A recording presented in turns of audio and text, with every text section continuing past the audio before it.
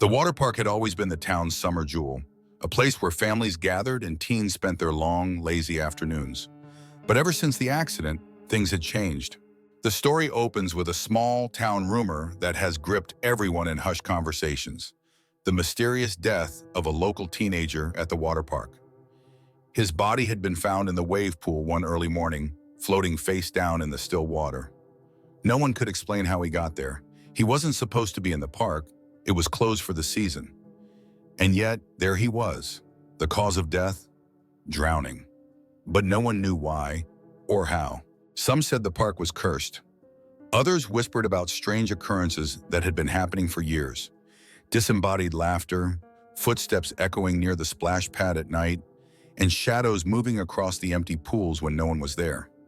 The whispers were easy to ignore during the daylight. But when the sun set, the water park felt different. Darker, almost alive. This chilling backdrop sets the stage for the main characters: Mia, Ethan, Kayla, and Luke. Mia, a cautious and introspective 16-year-old, is deeply unsettled by the rumors. She doesn't believe in ghosts, but something about the park's recent history gnaws at her, making her uneasy. Ethan, her older brother, is her opposite: skeptical, adventurous, and prone to daring his friends to do reckless things. He laughs off the rumors and challenges his friends to break into the park at night to prove there's nothing to be afraid of. Mia initially refuses, but Ethan and their friends, Kayla and Luke, push her to join. Kayla, ever the thrill seeker, eagerly agrees, her eyes lighting up at the thought of an adventure. Luke, seemingly unfazed, joins in too, though there's something in the way he hesitates that Mia notices. He's not as fearless as he pretends to be. "Come on, Mia, it's just an old water park. What's the worst that could happen?" Ethan's words hang in the air, both a challenge and a question none of them really want answered. Despite her better judgment, Mia reluctantly agrees. She tells herself it's just one night. They'll sneak in, maybe scare each other a little, and then leave. But as they stand outside the park's tall, rusting gates later that night, an eerie silence settles over them. The town is unusually quiet, as if everything has gone still, waiting for something. When they finally squeeze through a gap in the fence, they find themselves in a world frozen in time. The slides tower over them like silent sentinels, the pools eerily still, their dark waters reflecting the moon. The smell of chlorine hangs thick in the air, mixed with something else, something faint and sour, like stagnant water left too long. As they walk deeper into the park, flashlights cutting through the thick darkness, Mia feels it, that creeping sense that they're not alone. She keeps looking over her shoulder, sure that she'll see someone or something watching them from the shadows. But there's nothing there.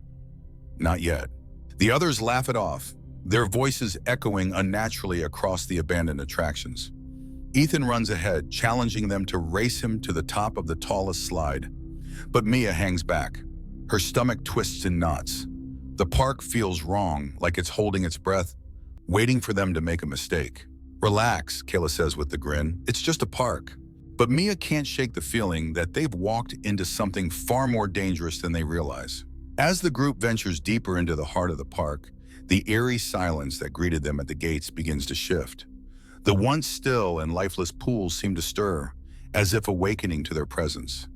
The air grows heavier, thick with the scent of chlorine, and Maya feels her skin prickling, the hair on the back of her neck standing up.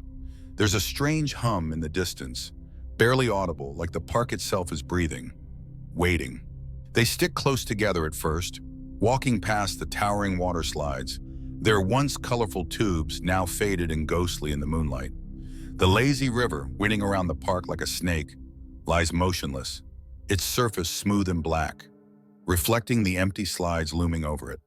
But despite the stillness, Mia swears she can hear something, a faint splashing, water moving slowly, deliberately. "You hear that?" Mia whispers, but Ethan brushes her off. "It's just the wind. This place is falling apart. Everything's probably leaking somewhere." But Mia knows what she heard. She can feel it in the pit of her stomach. A warning. Suddenly, without warning, the lazy river starts to move. At first, it's just a gentle current, but then it picks up speed, the water swirling faster and faster, almost violently. The group stops, staring in disbelief as the lazy river churns, as though something beneath the surface is stirring. There's no electricity running to the park, no reason for the water to be moving at all. It's probably some leftover system that kicked on, Ethan says, trying to sound confident, but there's a tightness in his voice now. His bravado is slipping. Kayla laughs nervously, shrugging it off. Creepy, but whatever. Let's keep going. But as they walk, things grow stranger. The wind picks up, carrying faint, distant sounds, unsettling echoes of children laughing and splashing. Mia freezes, her heart pounding in her chest.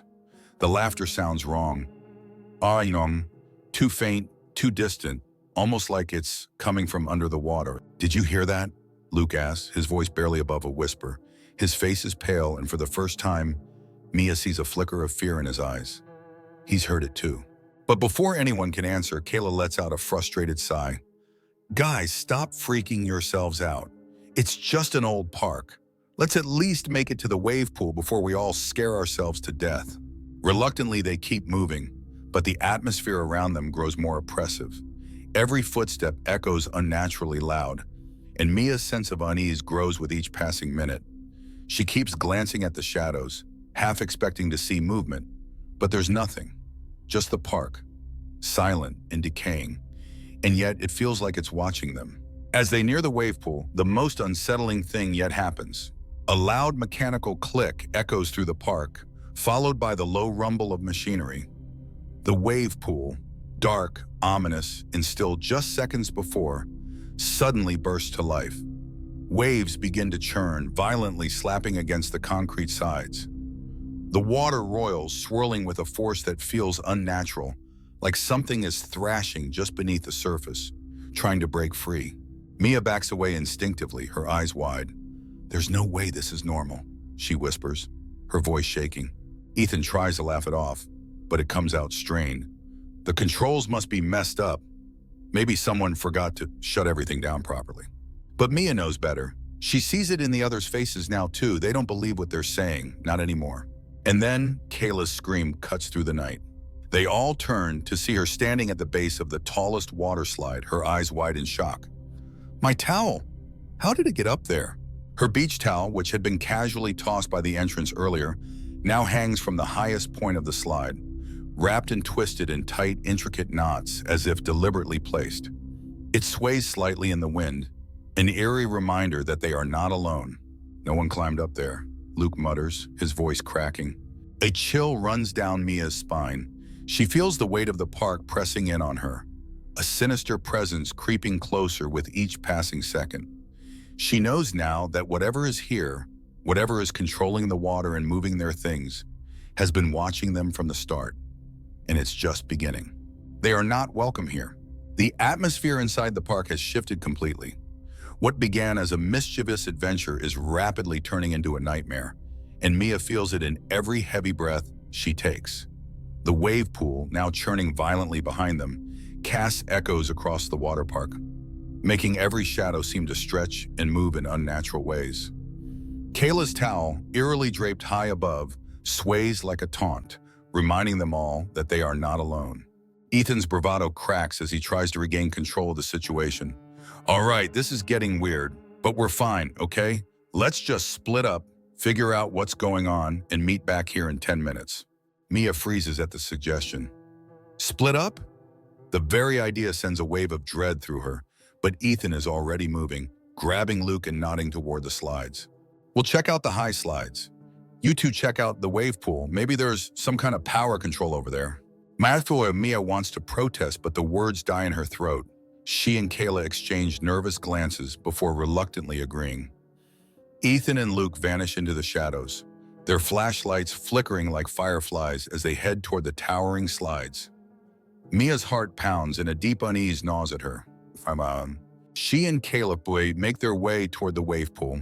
The sound of sloshing water grows louder, and as they stand at the edge of the pool, Mia feels an overwhelming sense of wrongness.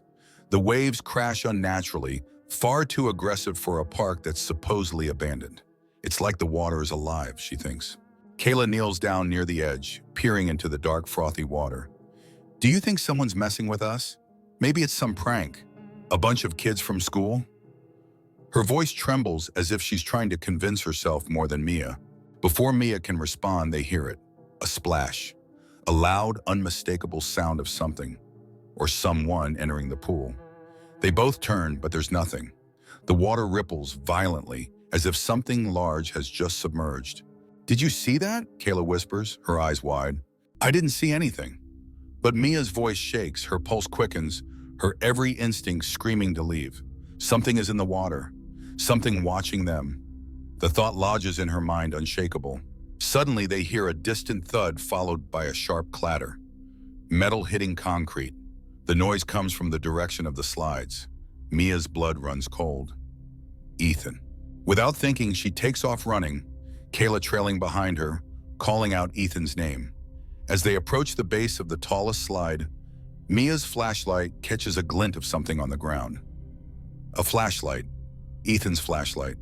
It lies broken, shards of glass from the bulbs scattered across the pavement. Mia's heart hammers in her chest as she calls out, "Ethan!" No answer. She shines her light up the long, spiraling slide. The twisting tunnel of plastic stretches into the darkness above them. But there's no sign of Ethan or Luke. The park, once filled with unsettling noises, is now deafeningly silent. Mia stares up at the slide, her breath quickening. Where could they have gone? Kayla whispers, "This doesn't make any sense. They were right here." Mia's thoughts race. The slide looms above them, a dark, yawning mouth that seems to stretch higher than it should. She swallows hard, her flashlight beam flickering against the entrance. What if Ethan climbed up and slipped? What if he's... Before she can finish the thought, a soft voice floats through the air, barely audible. "Mia." She whips around, her flashlight darting across the empty park. The voice is faint, almost a whisper carried by the wind, but it's unmistakable. Ethan's voice. "Ethan?" Mia yells into the darkness. "Where are you?" No response. Kayla grabs her arm, her grip tight with fear. "We have to go. This isn't right." But Mia shakes her head, pulling free. "We can't just leave him. We need to find Ethan and Luke. They wouldn't just disappear." Her voice trembles, but determination drives her forward. Something is terribly wrong, but the thought of abandoning her brother fills her with more terror than the haunting feeling creeping through the park. She steps closer to the slide, her light barely penetrating its depths. The towering plastic tunnel is silent now. Eerily still, she takes a deep breath, ready to climb, when a second voice, Luke's voice, echoes out from the direction of the wave pool. "Kayla, help!" They both turn toward the wave pool, where the water crashes even harder now. The waves taller, angrier. Panic floods Mia as she sees Luke's figure, thrashing near the center of the pool, barely visible under the water's violent surface. "Luke!" Kayla screams, sprinting toward the pool. But as Kayla dives into the water, Mia's flashlight flickers wildly, casting quick glimpses of Luke being dragged beneath the surface. His arm stretches out, fingers grasping for something, someone to pull him out before he disappears entirely. Gone. The water crashes over him, swallowing him whole. Kayla surfaces, gasping, frantic. "He's gone. He just..." Mia stares in horror, frozen in place. She watches the stillness return to the pool, the waves settling unnaturally fast. The water lies calm now, as if nothing had happened. Luke is gone. And Ethan? Where is Ethan? Mia's mind races with panic. They're being hunted, pulled one by one into the park's dark, watery depths, and whatever is doing it is far more dangerous than they ever imagined. The air feels suffocating now, thick with dread, as Mia and Kayla stand paralyzed at the edge of the wave pool. The water, once roaring and violent, is now unnervingly still, reflecting the dim moonlight like a black mirror. Luke has vanished, swallowed by the waves as if he never existed, and Ethan's eerie silence only deepens the terror gnawing at Mia's insides. Panic pulses through her veins, and the horrifying realization dawns on her. They're being taken. Kayla is trembling, her face pale, wet strands of hair clinging to her cheeks as she stares into the dark water. He just disappeared, Mia. He was right there." Her voice cracks, and she looks around frantically, as if hoping Luke might surface again. But the pool remains motionless, a silent predator that's already claimed its prey. Mia grabs Kayla's arm, her voice sharp with urgency. "We need to get out of here, now." Kayla nods numbly, too shaken to argue. They turn and begin to run, desperate to escape the suffocating grip of the park. But something is wrong. The way out, the rusty gate they squeezed through just hours ago, suddenly feels impossibly far away, as if the park has stretched, its paths twisting in unnatural directions. Every turn leads them deeper, not closer to the exit. The landscape itself seems to shift, the shadows growing darker and more oppressive, like long fingers reaching out to trap them. As they sprint past the towering water slides, Mia's heart pounds in her chest and her breath comes in ragged gasps. She glances over her shoulder, half expecting to see something chasing them. But there's nothing. Just the heavy stillness of the park, which feels more alive now, as though it's aware of their fear, feeding off it. The lights around them flicker, old decaying bulbs casting brief flashes of dim, sickly yellow light. And then, without warning, the lights go out entirely, plunging the park into total darkness. Mia skids to a stop, clutching her flashlight, the narrow beam slicing through the night. But the darkness presses in on them, swallowing the light, making it hard to see more than a few feet ahead. "Where's the gate?" Kayla's voice trembles with panic. She spins around, her eyes wide, her flashlight trembling in her hands. "Where's the way out? It was right here." But the gate is gone. The fence they climbed through has disappeared, as though the park has sealed itself shut, trapping them inside. Mia's throat tightens as she realizes the awful truth. The park won't let them leave. "It's like it's changing," Mia whispers, her voice barely audible, the words trembling in the heavy silence. "The park is shifting." Kayla's breathing grows erratic, her chest rising and falling as panic consumes her. "This can't be happening. We were just there. The fence was right there." She spins around wildly, her flashlight beam darting in every direction. But the landscape has warped, the pathways twisting into unfamiliar shapes. There's no way out. A deep, unsettling hum fills the air, low and throbbing, like the distant roar of something enormous stirring beneath the ground. The sound makes Mia's skin crawl, the hair on her arms standing on end. It's as if the park itself is alive, the machinery groaning deep beneath their feet, waking up after years of dormancy, its pulse syncing with their fear. Suddenly, a loud splash echoes through the darkness. Mia and Kayla freeze. The sound came from the lazy river, a place they'd passed earlier, but now the gentle stream they'd seen hours before is churning violently, the water slapping against the concrete walls with unnatural force, as if something massive is moving through it. The river twists around the park, dark and endless, like a serpent winding through the shadows. "Did you hear that?" Kayla whispers, her voice barely holding together. Mia nods, her heart hammering in her chest. She grips Kayla's arm, pulling her away from the sound. "We have to go another way. We can't."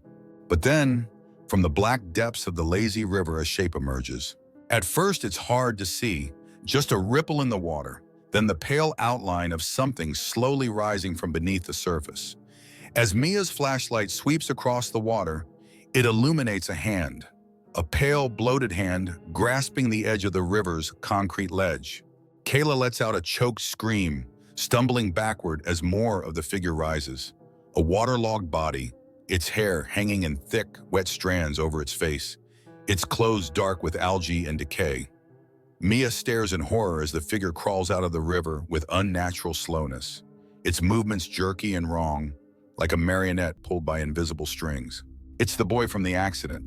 The realization hits Mia like a punch to the gut. She's seen his picture, heard the stories. The boy who drowned here last summer. His body was never found. Until now. His face lifts toward them, water dripping from his chin. His eyes, once human, are now hollow voids, empty, lifeless pools of darkness.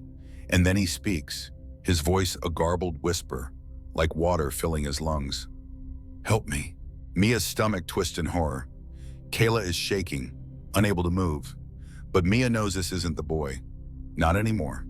Whatever he is now, he's not human. The figure rises to its feet, stumbling forward, water pooling around it in dark, spreading circles.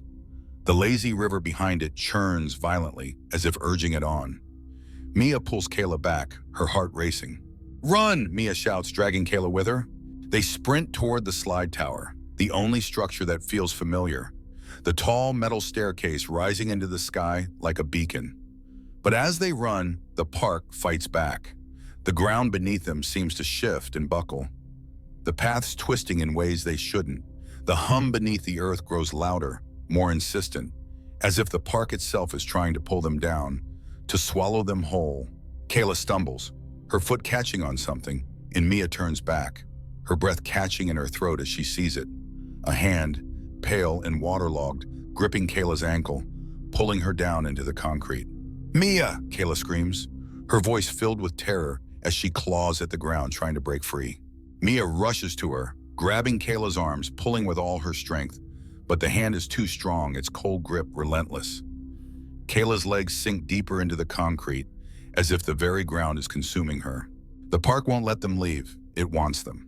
Mia's hands burn as she desperately pulls at Kayla, her friend sinking deeper into the ground as if the concrete itself has turned to quicksand. The cold, pale hand gripping Kayla's ankle pulls with unnatural strength, relentless in its effort to drag her down into the dark. Kayla screams, thrashing, her nails scraping against the ground, leaving bloody streaks on the rough pavement. "Mia, don't let go, please, don't let go." Mia's heart pounds in her twice chest, the terror surging through her like ice in her veins. She pulls harder, her muscles straining, but it's no use. Kayla's legs are already submerged up to her knees, the ground swallowing her inch by inch. "I'm not letting go. I won't." Mia's voice cracks with desperation. She plants her feet, using all her strength, but the pull from below is too powerful, too deliberate, like the park itself is hungry, demanding its sacrifice. The cold wind picks up, swirling around them, carrying with it the faint sounds of voices, children's laughter, distant and echoing, but distorted, warped into something sinister. It's as if the park is alive, whispering its secrets, its power seeping into the very air around them. And then, without warning, Kayla's body jerks violently, yanked downward with terrifying force. Mia is pulled forward, her grip slipping, and Kayla lets out one last blood-curdling scream before she is dragged fully into the ground. Her wide, terrified eyes the last thing Mia sees before they vanish beneath the concrete. Gone. Maya collapses onto the ground, gasping for breath, her hands trembling uncontrollably. Her heart thunders in her chest, her mind struggling to process what just happened. Kayla is gone. Luke is gone. Ethan is... Where is Ethan? Mia scrambles to her feet, her flashlight shaking in her hand as she scans the area. The silence around her is deafening. No more whispers, no more laughter, just the suffocating stillness of the park. But she knows it's not over. The park has taken Kayla, and it's not finished yet. As Mia backs away from the spot where Kayla disappeared, the ground beneath her shifts again, the concrete rippling like water. She stumbles, her foot sinking momentarily before she pulls herself free. It's alive. The whole park is alive. Desperate to escape, Mia turns and runs, her breath coming in short, panic bursts as she heads toward the only place she hasn't yet dared to go. The tallest water slide, the one where Ethan vanished. The slide looms above her like a towering monolith, its spiral stretching into the night sky, twisting in impossible ways. The structure seems to pulse with a dark energy, as if it's the heart of the park, the source of whatever malevolent force is controlling everything. If I can get to the top, maybe I can see a way out. Mia climbs the staircase, the metal steps groaning beneath her weight. The higher she climbs, the stronger the oppressive force around her becomes. The wind howls, but it's not natural. It feels alive, filled with whispers, warnings, and faint cries for help. The shadows cling to her, thick and suffocating, as if they're trying to pull her back down. Finally, Mia reaches the top. She stands at the mouth of the slide, looking down into the gaping tunnel below. The water, which should be still in an abandoned park, trickles eerily through the slide, dark and thick like black oil, disappearing into the shadows. A part of her knows this is where Ethan was taken. He's down there, I have to go in. But just as Mia steels herself to step into the slide, a figure emerges from the shadows behind her. Ethan. At first, Mia's heart leaps with relief, but as Ethan steps closer, the hope drains from her. His eyes are wrong, empty, hollow, like dark voids staring back at her. His skin is pale, waterlogged, as if he's been submerged for days. His clothes are damp, clinging to his body, and there's something deeply unsettling about the way he moves, slow, deliberate, as if his limbs are being controlled by something else. "Ethan?" Mia's voice shakes. She takes a step back, her body trembling with fear. But Ethan doesn't respond. He stands there, staring at her with those empty, lifeless eyes, his mouth twitching as if trying to form words. And then, in a voice that isn't his, a voice that sounds garbled, distorted, like it's coming from deep underwater, he speaks. "You shouldn't have come here." Mia's stomach turns. This isn't Ethan. It's whatever took Ethan, whatever is controlling him now, the park. It's in him. It's using him. Mia stumbles backward, her mind racing. "I have to get out.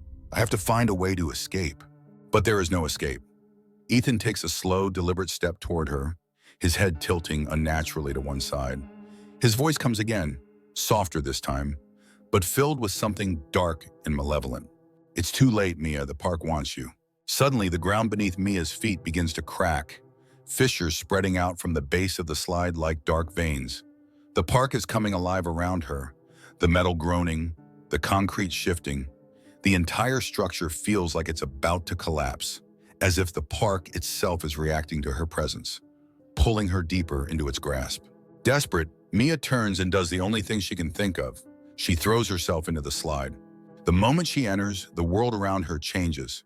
The darkness is complete, suffocating, and the walls of the slide seem to close in on her, the once smooth plastic now feeling rough, like the inside of some living creature.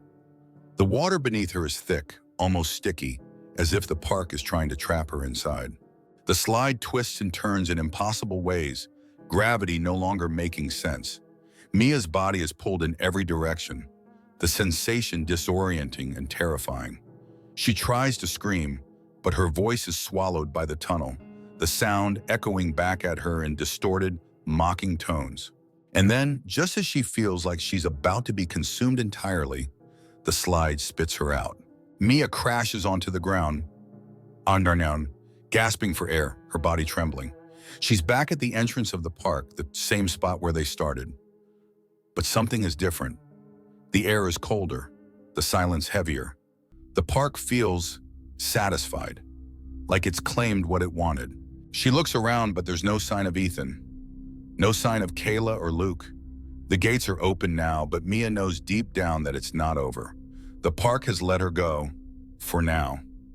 But it has tasted her fear. It will always be waiting. As Maya stumbles out of the gate, the whispers of the park follow her, carried on the wind. She doesn't look back, but she knows she'll never truly escape. The park will always be a part of her now, and it will call her back. Story 2. The story begins in the quiet suburban home of Cynthia Davis. It's late, and the house is almost unnaturally still. The hum of appliances in the kitchen is the only sound that breaks the silence.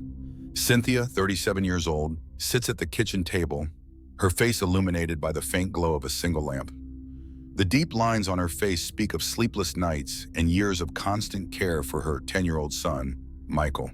Michael's wheelchair sits next to his bed in the room down the hall, but Cynthia keeps a baby monitor on, even though he's far beyond babyhood. Michael can't walk or talk like other kids his age. His illness, which had descended upon him suddenly when he was 5, had taken his legs and drained his energy, leaving Cynthia as his full-time caregiver. The strain of it has worn her down, turning her once vibrant life into a repetitive cycle of caretaking, with barely any time for herself. Her friends have mostly faded away, her husband left long ago, unable to handle the stress. As Cynthia sits there, a strange sensation tingles at the back of her neck, making her glance at the baby monitor. At first, it's just static, something she's gotten used to, but then her breath catches as she hears a faint voice crackling through. She freezes. The voice isn't Michael's. It's a low, deliberate whisper, barely audible but chilling. "He's mine." Her heart skips a beat. The kitchen light flickers briefly, as if something is disturbing the very energy in the room. Cynthia shakes her head, trying to convince herself it's just her tired mind playing tricks on her. She's exhausted. She hasn't slept a full night in years. She tells herself it's nothing, just a glitch in the monitor. But deep down, something nags at her, something primal and unsettling. Later, when she checks on Michael, he's sound asleep, his tiny chest rising and falling rhythmically. His toys are scattered across the floor, just as they were when she put him to bed. Except one. A small truck that had been on the bookshelf is now lying upside down, wheels still slowly spinning. Cynthia stands there staring at the toy. A chill creeps up her spine. There's no way it could have moved. Michael can't get out of bed by himself. Her hand shakes as she rights the toy and glances at her sleeping son. As she closes the door softly and retreats to her bedroom, the image of the toy plays over and over in her mind. She pulls the covers tight around her and tries to sleep. But in the darkness, the whispering words from the monitor echo endlessly. He's mine.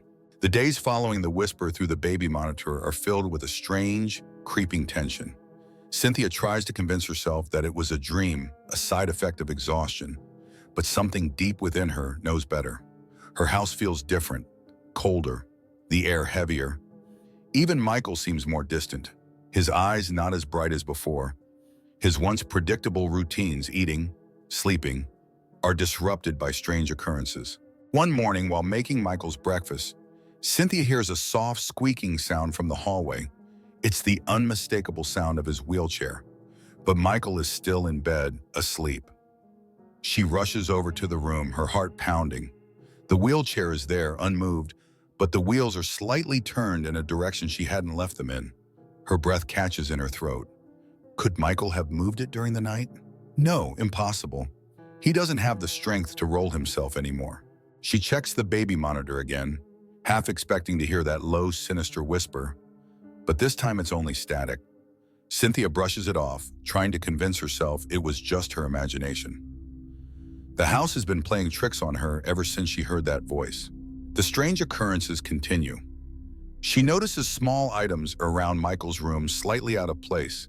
His blankets crumpled in odd ways, toys strewn across the floor, even though she meticulously tidies them up each night before bed.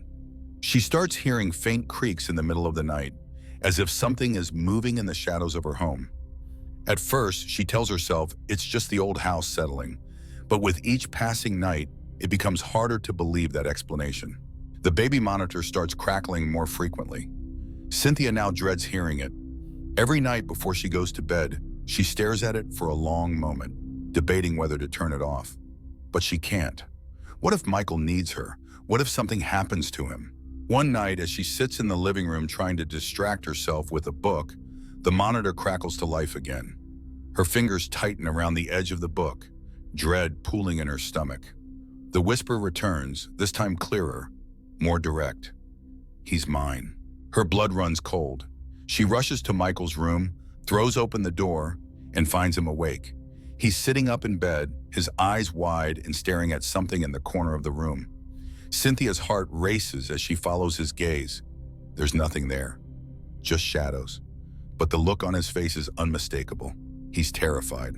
"Michael, what's wrong?" she whispers, her voice shaking. Michael doesn't respond. He hasn't spoken in years, but his hands grip the blanket tightly, his knuckles white. His eyes flicker to the baby monitor on the nightstand, and Cynthia feels a chill so deep it freezes her in place. She glances down at the monitor. It's off. The switch is in the off position. But how? The voice still came through. She reaches for the monitor, her hand trembling, and turns it over in her palm. That's when she notices something she hadn't before. A small, barely noticeable crack running along the side of the device, as if it's been tampered with. Has it been damaged somehow? But who could have done this? Her mind races, trying to piece together the strange happenings of the past few days. The wheelchair moving, the toys shifting, the whispering voice claiming Michael as its own. An invisible presence is growing in the house, something unseen but felt. Something that watches, waits, and creeps ever closer. Cynthia begins to wonder if it's not just her stress or exhaustion. Is there really something in her home? Something that's always been there, lurking in the dark corners of her life, feeding off her exhaustion, her despair? And more frighteningly, does it want Michael? One day, she invites her friend Laura over, desperate for a semblance of normalcy and someone to confide in. They sit in the kitchen, Cynthia's hands trembling as she recounts the strange events. Laura listens patiently, though her face betrays a hint of disbelief. It's probably just stress, Cynthia. You've been through so much, Laura says softly, reaching out to touch her friend's hand. Cynthia nods, but before she can respond, the baby monitor on the counter crackles again.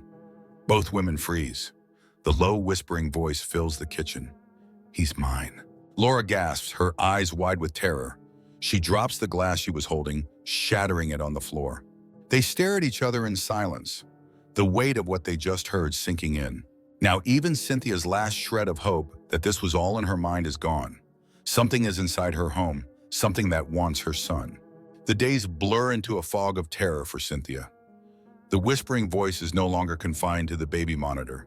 It's in the walls, in the corners of her home, in the dead silence of the night. Every time she hears it, that same phrase echoes in her head, he's mine. Her sleep is fitful, interrupted by nightmares and the constant fear that something is watching them, waiting to take Michael. Each night feels darker, the shadows in her home stretching longer, swallowing the corners of the rooms.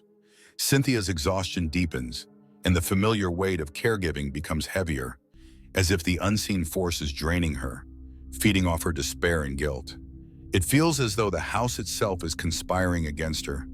Doors creak open on their own and cold drafts creep in from nowhere. The air is thick with an oppressive, suffocating presence. Then one evening the breaking point comes. After a particularly exhausting day of caring for Michael, Cynthia collapses at the kitchen table. The weight of her overwhelming life presses down on her. Michael's condition, the constant strain, the growing terror in her own home. She struggles to stay awake, but sleep overtakes her like a heavy fog. When she wakes, the house is engulfed in eerie silence. The ticking of the clock on the wall seems deafening. The baby monitor, which she now keeps with her at all times, is completely silent. Too silent. Cynthia's heart sinks. Something is wrong. She rushes down the hall to Michael's room, her pulse quickening with every step. Her mind races with terrible thoughts. What if something has finally come for him? What if she's too late? When she reaches the room, the door is ajar. She pushes it open, and the sight before her freezes her blood. Michael's bed is empty. His wheelchair is gone. Her breath catches in her throat. Panic swells in her chest as she frantically searches the room. The sheets are tossed aside, and the small stuffed animal Michael clutches at night is lying on the floor, discarded. The window is wide open, cold air pouring in, making the curtains billow softly in the dim light. But it's the sight of the floor that truly sends her spiraling into terror. Muddy footprints, small but clear, leading from the bed to the open window. The prints are fresh, damp, and unmistakably Michael's. Her son, who hasn't walked in years, somehow left the bed.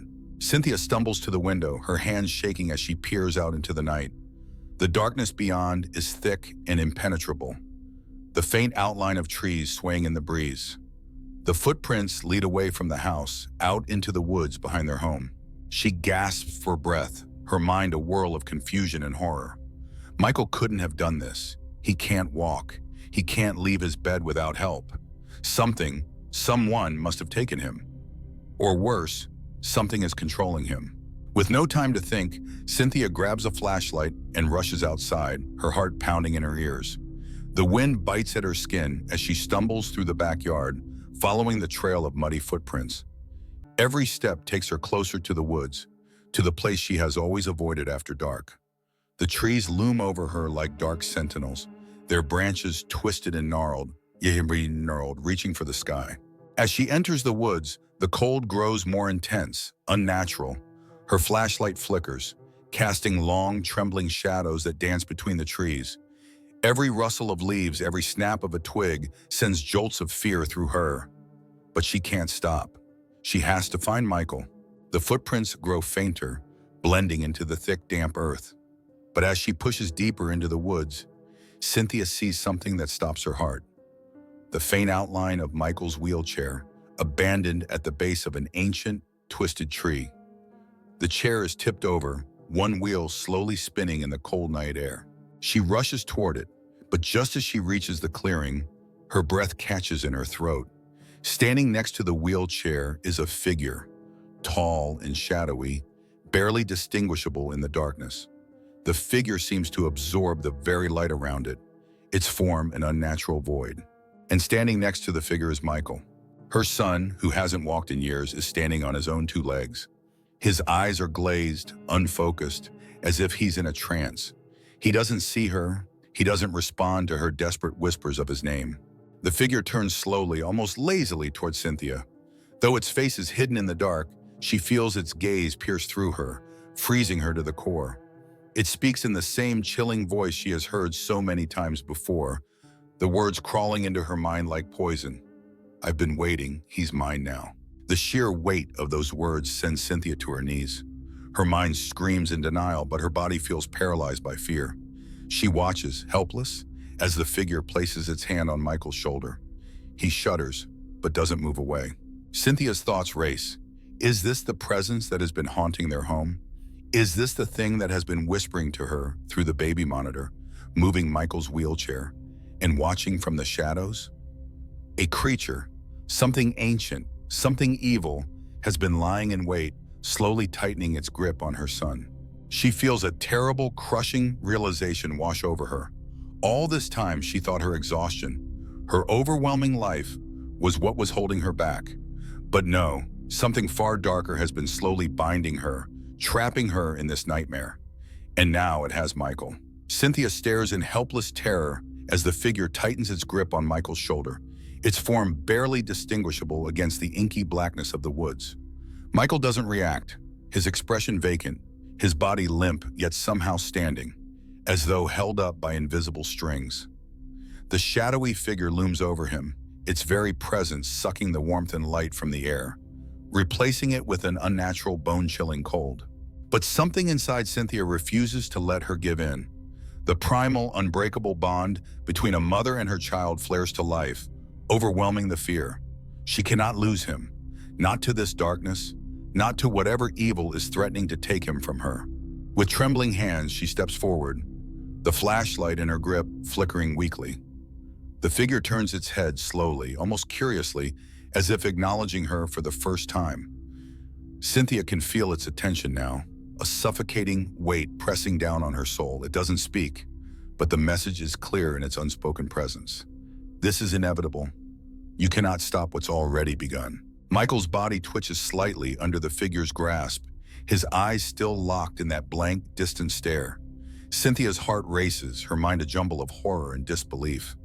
But she takes another step, and then another, her feet sinking into the damp earth of the forest floor. She can feel the figure's cold stare following her every movement, the air thickening with every inch she dares to approach. "Michael!" she cries out, her voice breaking with desperation. "Michael, come back to me, please." But there's no reaction from her son. His head remains bowed, as if lost in some terrible, unreachable place. The figure's grip tightens around Michael, its other arm slowly extending towards Cynthia. The shadowy hand reaches out, its form twisting and elongating in the darkness, stretching impossibly far. The air around her feels heavier, thicker, like trying to breathe through water.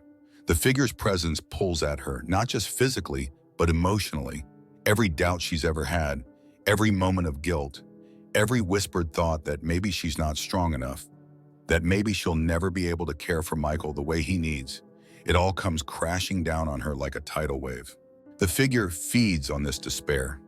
She can feel it.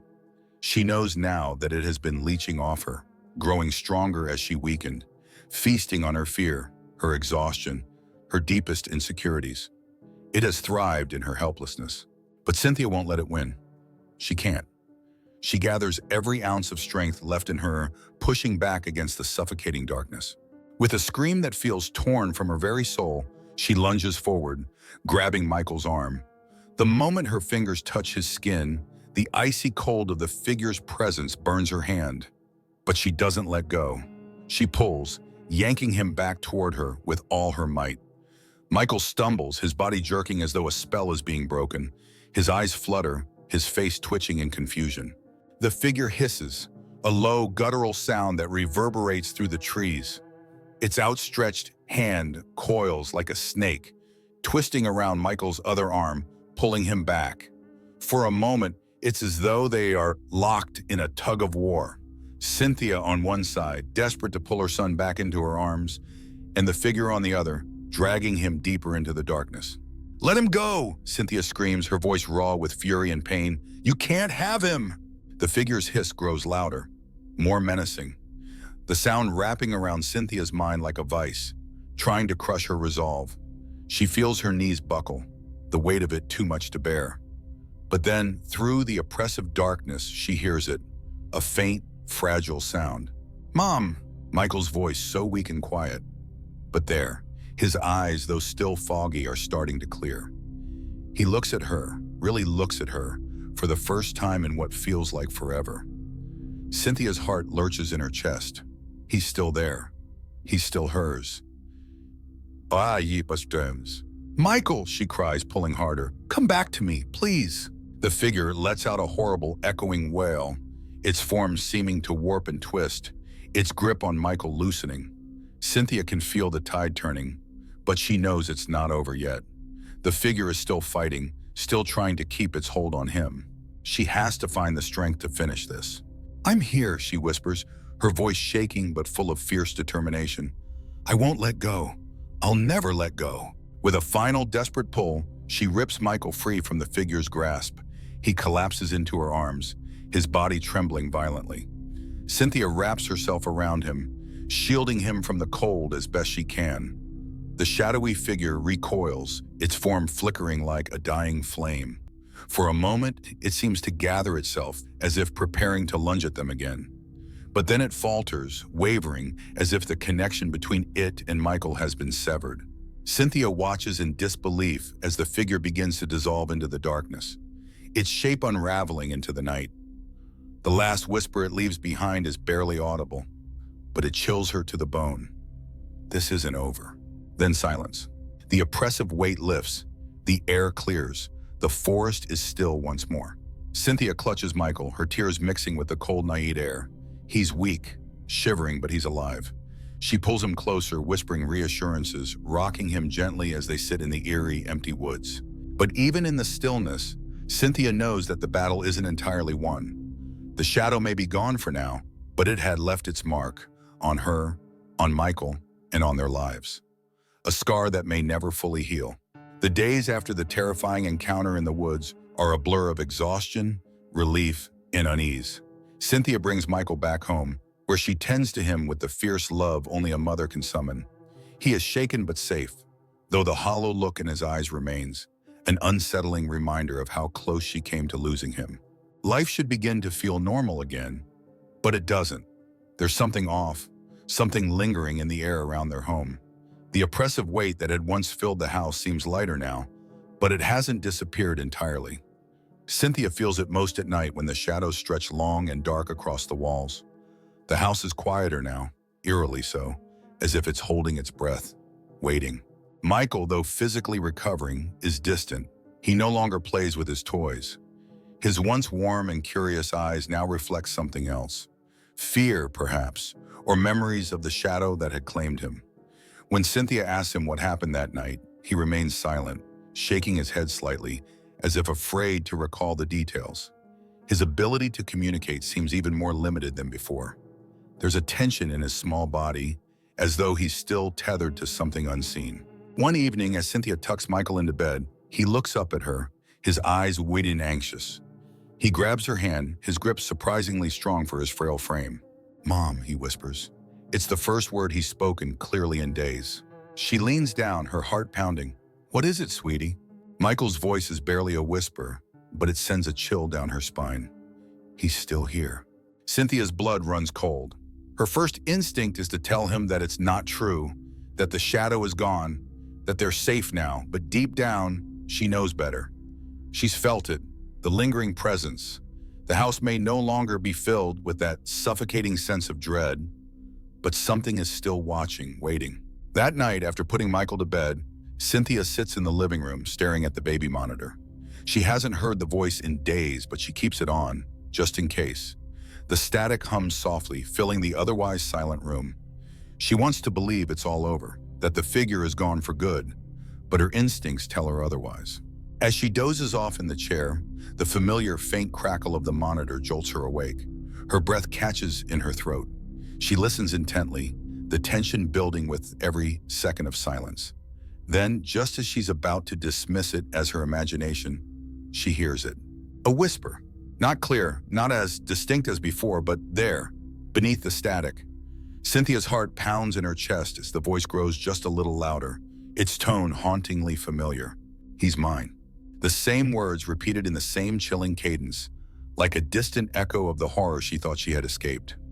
She stares at the monitor, her hands trembling, knowing that what she hears is not just a figment of her exhaustion or fear. It's real. The figure may have retreated into the shadows, but it's not gone. It's waiting, lurking, biding its time. In the days that follow, the small but unsettling signs return. Objects shift in the house. Michael's toys appear in places Cynthia hadn't left them. Doors creak open at night, and the air grows heavy with the weight of something unseen. She feels eyes on her when she's alone, and sometimes in the early hours of the morning, she swears she hears footsteps, soft and deliberate, padding down the hall toward Michael's room. The presence doesn't show itself again, but Cynthia knows it's still there, just out of sight. She feels its malevolent intent, like a predator patiently stalking its prey. She keeps Michael close, never leaving him alone for long, constantly on edge, waiting for the next whisper, the next shift in the shadows. One evening, as she prepares Michael's medication in the kitchen, a sudden gust of cold air sweeps through the room. The kitchen door creaks open, though she knows she had locked it. Cynthia's heart races as she moves to close it, but before she can, the baby monitor crackles to life again. This time, it's different. The voice is distorted, broken, but unmistakably sinister. "He will come back to me." Cynthia's hands shake as she switches off the monitor, but the voice continues, now echoing in her mind. The figure may have retreated, but it's not gone. The battle is far from over. It will never be truly over. As the days turn into weeks, Cynthia learns to live with the lingering darkness. She strengthens her resolve, knowing that she can never let her guard down, not for a second. She becomes hyper-vigilant, constantly watching over Michael, ensuring that the figure doesn't get another chance to claim him. But the strain is undeniable. The presence has left its mark on them both, a stain that cannot be washed away. Cynthia's life, once difficult but manageable, has now become a constant fight, a fight against something unseen but ever present. She begins to question if this is her new reality, an endless battle against a force she cannot fully comprehend. Michael, too, has changed. Though he doesn't speak of the figure, Cynthia can see it in his eyes, in the way he stares at the shadows a little too long, in the way he flinches at sudden noises. He knows it's not over. They both do. The house, once a refuge, is now a place of uncertainty where the darkness lingers in every corner, waiting for his chance to strike again. Cynthia and Michael remain, bound together by love and fear, knowing that while they may have escaped the worst for now, the shadow still watches. And someday it may return. Story 3. The first knock came softly, 3 quick, hollow raps that barely echoed in the stillness of the night. Ben Carter blinked in the darkness, the red digits of his bedside clock glaring at him. 3:33 a.m. He waited, listening. Silence followed. His heart thudded heavily, the room's stale air pressing down on him. There it was again, 3 knocks, gentle but insistent, like a polite visitor who knew he was home. Ben's body stiffened. He was used to the oppressive quiet of his suburban house, especially in the lonely hours of the night.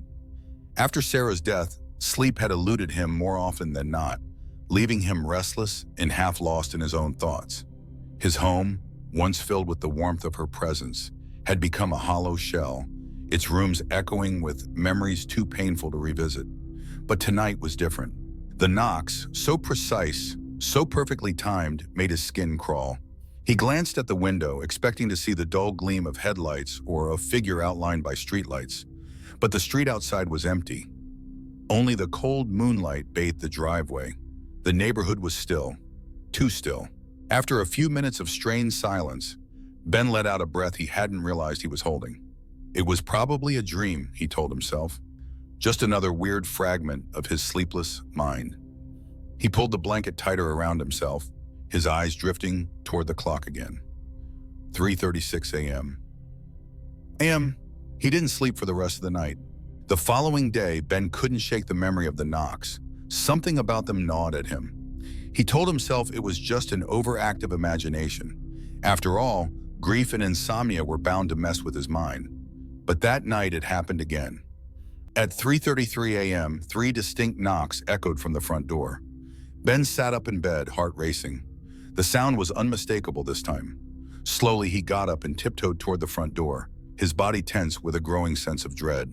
The house was quiet, too quiet.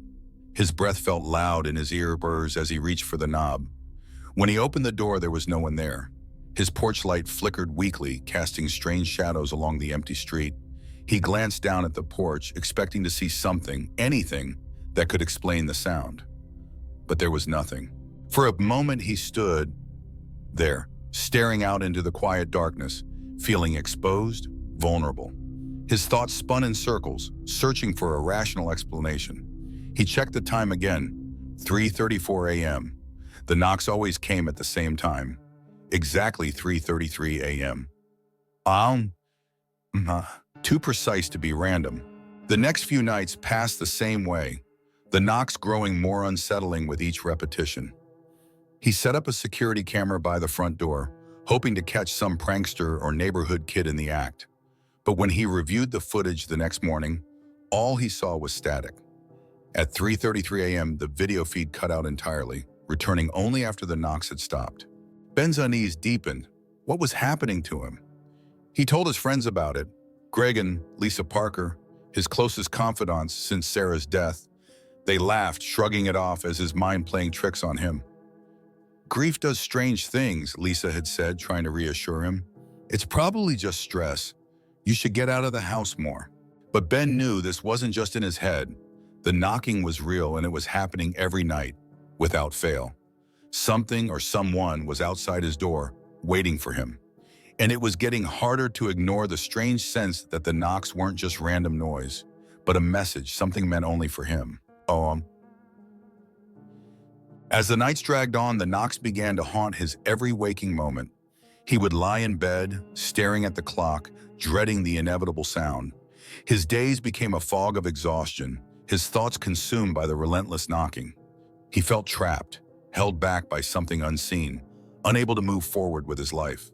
The past was clinging to him, and no matter what he did, the knocks wouldn't stop. And deep down, Ben knew he didn't want to find out who or what was knocking.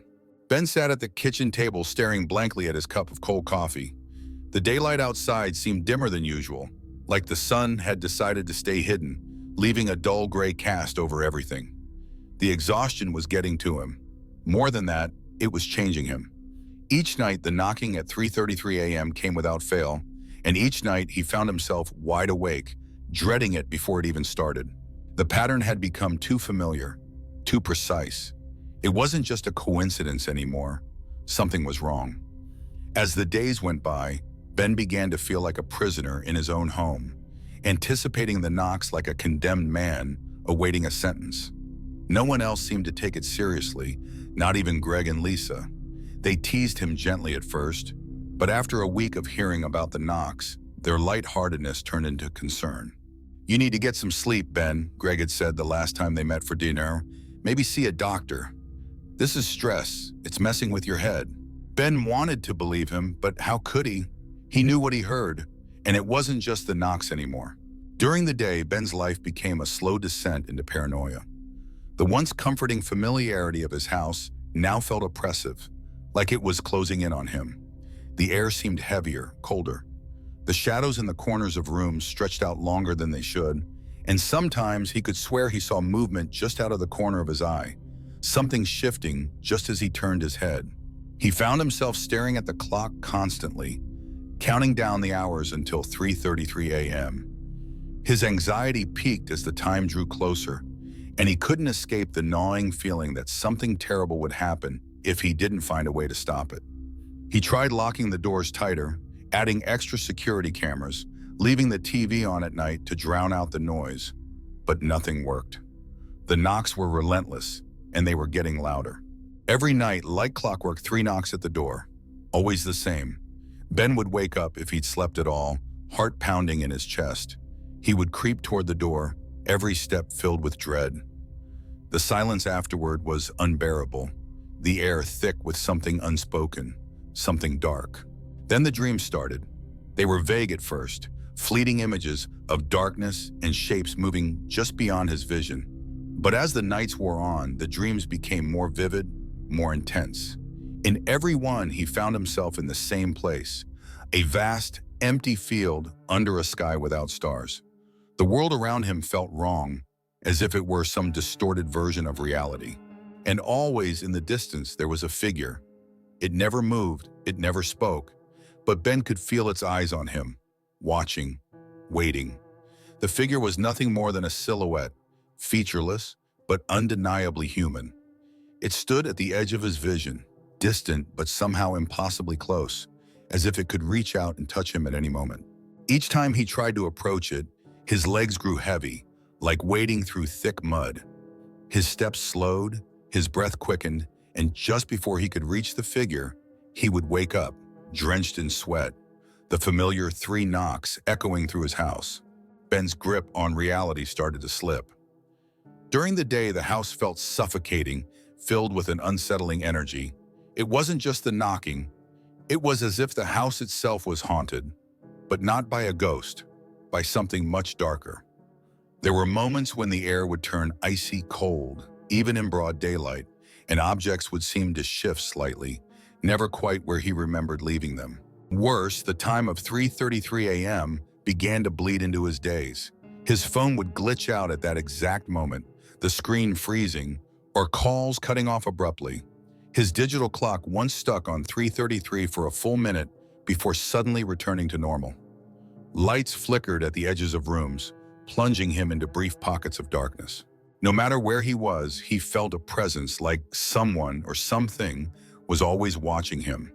The sensation was subtle at first, creeping up on him during moments of stillness. He'd feel a cold shiver run down his spine, and when he turned to look, nothing would be there. But the feeling of being watched never went away.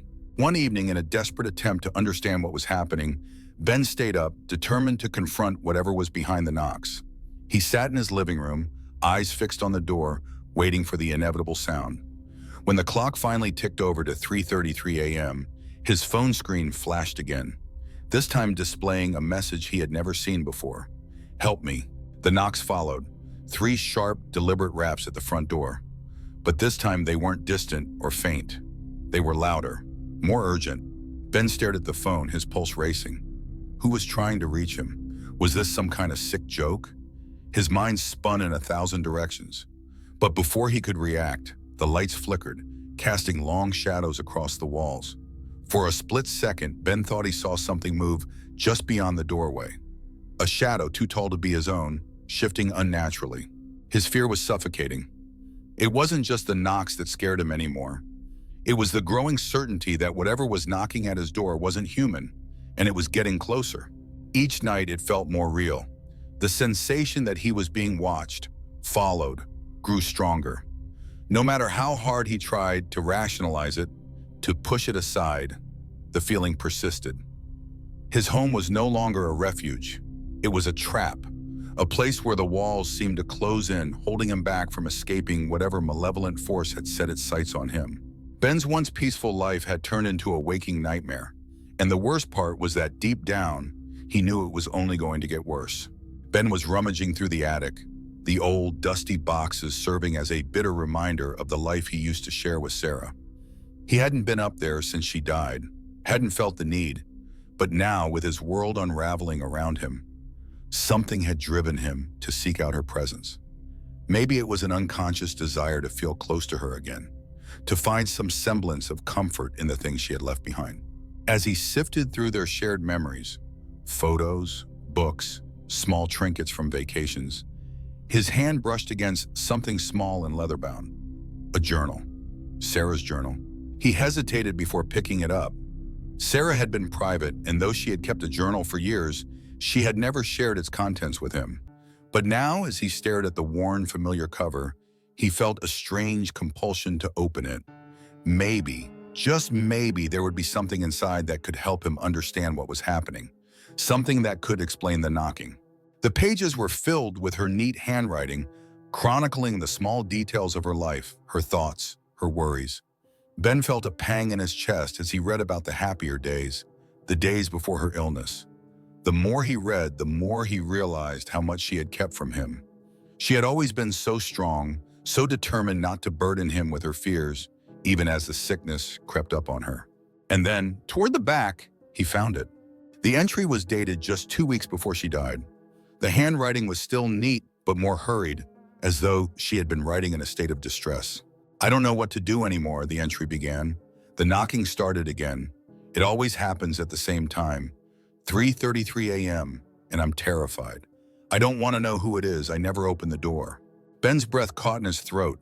His fingers tightened around the journal, his eyes scanning the words again, trying to make sense of what he was reading. 3:33 a.m., the same time as the knocks he had been hearing? His mind reeled, struggling to process the coincidence. Sarah had heard the knocks too. She had been tormented by them in her final days, and she hadn't told him. Why? Was she protecting him, or had she been too scared to face it herself? He kept reading, his heart pounding in his ears. "It's been happening for weeks now," Sarah's writing continued.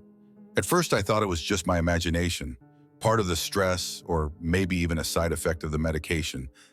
But now I know it's real. The knocking is real and it's getting closer. I feel like someone or something is trying to get inside." Ben's hands began to shake. His mind raced back to all the nights he had heard the knocks, wondering how long it had been going on, how long they had been listening. The realization hit him like a freight train. This wasn't just about him. The knocking had started long before Sarah died, and now it had come back for him. "I dream about it too," the entry continued, the handwriting more erratic now. "The same dream, over and over. I'm standing in a field, and there's a figure in the distance. It never moves, but I know it's watching me. I don't go near it. I can't. Something holds me back. It feels like I'm not supposed to know, not supposed to see." The dream, it was the same dream Ben had been having. Standing in that dark, empty field, the shadowy figure watching from afar. His blood ran cold. This wasn't just a coincidence. There was a connection, something linking them, tying Sarah's final days to his unraveling present. The final line in Sarah's journal was scrawled messily, as though she had written it in a hurry, with shaking hands. "I don't want to know who it is. I don't want to let it in." Ben slammed the journal shut, his heart racing in his chest. He couldn't shake the feeling that Sarah had been trying to warn him, maybe even protect him, from whatever was behind the knocking. But why hadn't she told him while she was alive? Why had she kept it all inside? And then a terrifying thought crossed his mind. Had the knocking stopped after Sarah died? Or had it simply found a new target? Suddenly, the house felt unbearably cold. Ben stood in the attic, his breath coming in short, panicked gasps. The walls seemed to close in on him, pressing down with an invisible weight. It wasn't just grief or paranoia anymore. This was something else, something much darker. Whatever had tormented Sarah in her final days was now coming for him, and it wasn't going to stop.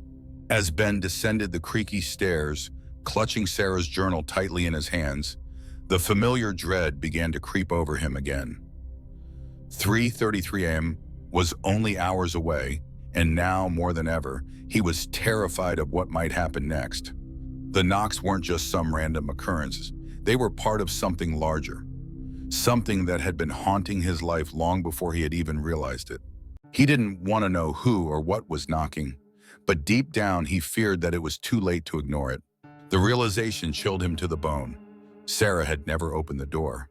She had resisted, fought against it until the end. But now Ben wasn't so sure he had the strength to do the same. The knocking wasn't just a noise anymore, it was an invitation. And if he ignored it, whatever was behind it might stop knocking and start forcing its way in. The clock read 3:15 a.m., the minutes ticking away like a countdown to impending doom. Ben paced the small confines of his living room. Sarah's journal clutched tightly in his hands. Each tick of the clock felt louder, more pronounced, echoing through the oppressive silence of the house. Shadows danced along the walls, flickering in the dim light from a single lamp, and Ben couldn't shake the feeling that they were alive, that they were watching him. He thought of Sarah, of her laughter, her warmth, the way she used to cradle him in her arms when nightmares struck. The memory cut deep, bringing fresh waves of grief. But now that grief had morphed into something darker, something more sinister. The knocks had turned his sanctuary into a prison, and every moment felt like an invitation to the unknown. Determined to confront whatever was haunting him, he took a deep breath and settled into the worn-out armchair by the door. He needed to stay awake, to prepare himself for the inevitable. The shadows loomed larger around him as the clock inched closer to the cursed hour, and his mind churned with every horrifying thought he had ever had. What if it was Sarah's spirit trying to warn him? Or was it something far worse? Something that had latched onto her suffering and was now coming for him. With each passing minute, the house seemed to grow colder, the air heavy with anticipation. Ben thought about the last entry in Sarah's journal about her dreams. He had started experiencing them too, the same empty field, the same dark figure. But what if the figure wasn't just a figment of their imaginations? What if it was real? As 3:30 a.m. approached, Ben felt a surge of adrenaline course through him. He had to face this. Whatever was out there, he couldn't let it take him like it had taken her. He stood pacing again, trying to breathe through the tightness in his chest. He glanced out the window, hoping to see the peaceful suburban street outside, but instead he was met with darkness, thick and suffocating, swallowing the light of the street lamps. Suddenly, at precisely 3:33 a.m., the knocking began. 3 knocks. The sound was louder, more demanding than ever. It echoed through the house, resonating deep in Ben's bones. He felt the floor beneath him tremble, as if the very foundation of his home was rattling with the force of it. The hair on the back of his neck stood on end, and he fought the urge to retreat, to hide. But he couldn't, not this time. Ben walked to the door, heart racing, each step feeling heavier than the last. The knocks echoed in his mind, the rhythm familiar yet foreign, like a heartbeat that wasn't his own. With each knock, he felt a surge of panic and resolve. He couldn't ignore it anymore. He had to confront it. He reached for the door handle, hesitating just a moment before throwing it open. The cool night air rushed in, carrying with it an unsettling stillness. He scanned the porch, the empty street, but there was nothing. No one. Just the darkness pressing in on him like an unseen force ready to swallow him whole. Then he heard it, a whisper, barely audible but distinct in the silence. "Help me." It wasn't just a voice, it was a feeling, a tug at his very soul, pulling him closer to the edge of something unknown. Ben stepped forward instinctively, peering into the darkness, searching for the source of the voice. His pulse quickened, and he felt drawn to the shadowy figures that danced just out of reach, the shapes that flickered in the periphery of his vision. "Sarah?" he called out, his voice trembling as he stepped onto the porch. The words echoed back to him, swallowed by the night. In that moment, the atmosphere shifted, growing thicker, heavier, as if the air had come alive with something ancient and malicious. The world around him felt distorted, as if he were standing on the brink of a great chasm, and below lay the unknown. He took another step, heart pounding, desperately searching for the familiar warmth of Sarah's presence. Suddenly, the door slammed shut behind him, and Ben whipped around, his heart dropping. He pulled at the handle, but it wouldn't budge. Panic set in as he realized he was trapped outside, engulfed in the thick, suffocating darkness. He banged on the door, but there was no answer, no comfort in the warmth of his home. Then came the knocking again, this time from inside the house. 3 sharp raps that echoed with a sense of foreboding. It was as if something inside had awakened, something that had been lying dormant, waiting for the moment he stepped outside. Ben turned back toward the street, desperation clawing at him. "Who's there?" he shouted into the void, but the only reply was silence, punctuated by the relentless knocking echoing from behind him.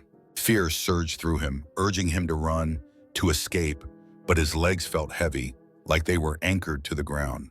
He wanted to scream, to cry out, but something held him back, an invisible force that tightened around him, squeezing the breath from his lungs.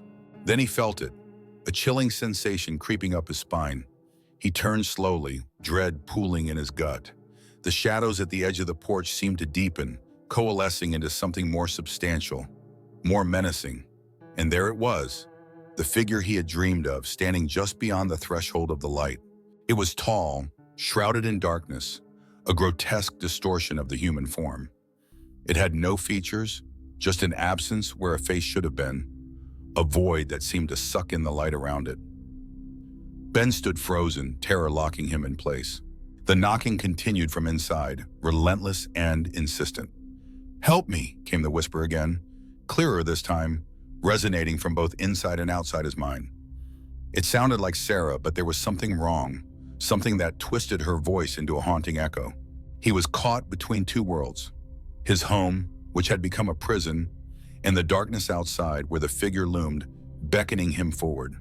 It felt as though the very essence of his grief and despair had come to life, manifesting as the figure before him. Ben realized he was staring into the abyss of his own fear, and if he stepped any closer, he might lose himself completely. In that moment of clarity, he remembered Sarah's final entry, her warning, her fear of the unknown. He couldn't let it in. He couldn't become another victim of the darkness that had consumed her. Summoning every ounce of strength, Ben turned away from the figure, rushing toward the door. He pounded on it, screaming for it to open. The knocking inside grew frantic, the sound echoing in a chaotic rhythm that matched the panic rising in his chest. "Open the door, please!" With a violent shove, the door finally swung open, and Ben stumbled inside, gasping for air. The figure remained outside, watching with its soulless void. He slammed the door shut, locking it tight, feeling the weight of the darkness press against the wood. But even inside, he could still hear the whispers, the pounding of something desperate to get in. The presence was suffocating, filling the house with an unshakable dread. Ben was still trapped, not just in his house, but in his own mind, haunted by the very memories he had tried to escape. As he leaned against the door, breathing heavily, he realized that the real battle was only beginning. The knocks wouldn't stop. Whatever had tormented Sarah had now turned its attention to him. He could feel the shadow lurking just beyond the walls, waiting for its chance. He had to face it, not just to protect himself, but to finally confront the grief that had held him back for so long. With Sarah's journal in one hand and the other pressed against the door, Ben took a deep breath, steeling himself for the confrontation ahead. He had to uncover the truth behind the knocks, the entity that had haunted both him and Sarah. But this time he would not be held back. Ben stood by the door, his heart racing as he pressed his back against the cold wood. The whispers from outside swirled in his mind, haunting him with the words that felt both familiar and foreign. They were calling to him, echoing with the weight of Sarah's despair.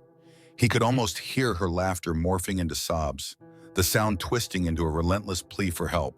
With every passing second, the house felt more like a cage. The shadows thickened around him, stretching into long, claw-like fingers that seemed to reach for him, clawing at his sanity. The knocking had ceased, replaced by a suffocating silence that filled the air with a sense of dread. Ben's pulse pounded in his ears, drowning out everything else. He had to confront this once and for all. He couldn't let the darkness win, not again. He glanced back at Sarah's journal, still clutched tightly in his hand. The words she had written, her fears, her dreams, suddenly felt like keys to understanding the malevolent force that had haunted them both. He opened the journal to the last page, the ink smudged where she had written in haste. There it was again. "I don't want to let it in." But that was the problem, wasn't it? This wasn't just about keeping it out. It was about facing it, acknowledging the darkness within himself. Taking a deep breath, Ben forced himself to step away from the door. Each step felt monumental, as if he were moving through molasses. He had to face whatever waited for him, whatever had tormented Sarah, and now lingered at the edges of his reality. He moved into the living room, where the shadows loomed larger than ever. The atmosphere felt electric, charged with the anticipation of something terrible about to happen. He reached for the lamp, flicking it on, illuminating the space with a warm glow. But the light only seemed to deepen the shadows, making them appear more menacing. The whispers returned, growing louder, more insistent. "Help me!" They came from every direction, echoing through the house, drawing closer. Ben could feel the very walls tremble with the weight of the voices. He was no longer just in the confines of his home. He was trapped in a storm of emotions and memories swirling around him like a tempest. He had to act. He had to confront the figure from his dreams, to face whatever darkness had wrapped itself around him. Gathering his courage, Ben strode back to the door, each step fueled by a newfound determination. He would not allow fear to rule him. He had to let the past surface, to confront his grief, to bring Sarah's memory back into the light. He took hold of the doorknob, hesitating for just a moment before throwing the door wide open. The air outside was thick, saturated with the chilling presence he had felt before, but this time he didn't back away. Instead, he stepped through the threshold into the darkness. Standing on the porch, he looked out into the abyss that lay before him. The figure stood just beyond the light, still as a statue, its void-like face fixed on him. "Help me," came the whisper again, a chilling echo that resonated within him, tugging at his heart. It felt as if the figure was not just calling for help, but was calling out to him, to the part of himself that had been hidden away, locked in grief since Sarah's death. "Wapa!" Ben shouted, his voice trembling but firm. "What do you want from me?" The figure didn't move, but the air around him shifted, swirling with an unseen energy. Suddenly, visions flashed in his mind, the memories of Sarah, her laughter, her warmth, and the pain of her suffering. He remembered the nights they had spent together, the moments they had shared, both joyful and sorrowful. He remembered how he had felt helpless as her illness took over, how he had wished he could save her. The darkness enveloped him, swirling like a storm, but he stood his ground, the journal clutched tightly in his hands. "I can't help you if you don't tell me what's wrong," he cried out, desperation creeping into his voice. And then it happened. The figure shifted, and for a fleeting moment, Ben thought he saw a face, a reflection of Sarah's, twisted in pain and sorrow. "You must let it in," the voice whispered, softer now, like a gentle breeze brushing against his skin. "You must remember." As the shadows closed in, memories flooded his mind, moments of joy and laughter intertwined with the deep sorrow of loss. He had buried them, hoping to escape the pain, but now they surged forth like a tide, pulling him into the depths of his own heartache. The figure reached out, its shadowy hand stretching toward him. In that moment, Ben realized it was not a monster. It was a manifestation of his grief, of the part of himself he had been trying to suppress. It was Sarah, her pain, her struggle, the essence of everything he had lost. Ben took a step forward, determination flooding through him. "I remember," he said, voice steady despite the fear coursing through him. "I remember everything." With that admission, the shadows around him began to shift, their sharp edges softening. The whispering faded, replaced by a gentle hum that enveloped him, filling the air with warmth. The figure began to dissolve, losing its menacing presence as the darkness receded. "I'm sorry," Ben whispered, tears streaming down his face. "I'm so sorry I couldn't save you." And in that moment, he felt a profound sense of release, as if a weight had been lifted from his shoulders. The figure, the embodiment of his sorrow, was finally at peace. It wasn't an invitation to darkness. It was a reminder of love, of the bond they had shared, and the importance of facing grief rather than running from it. As the figure faded into the night, Ben stood alone on the porch, surrounded by silence.